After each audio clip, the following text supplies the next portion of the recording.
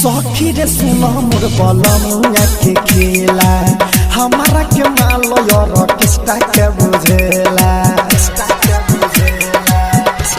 का कोई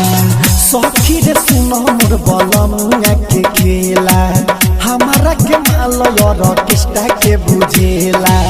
बात नहीं मानेला जिधर रोज खानेला हमारा के मारेला लेके रोज झाड़ू पीके आवेला दारू तो मांगेला या गारू पीके आवेला दारू तो मारेला या गारू। डीजे मुकेश चकिया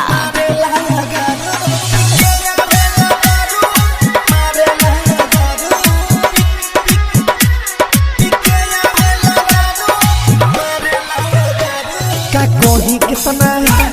कोरे लउदासा टप टप चुहेला लहंगा से लहसा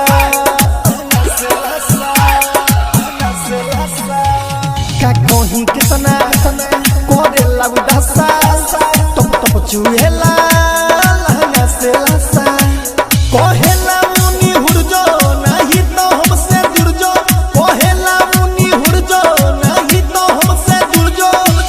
बोलेला बात जैसे बोलेला बारू पीके आवेला दारू तो मांगेला या गारू पीके आवेला दारू तो मांगेला या गारू। डीजे मुकेश चकिया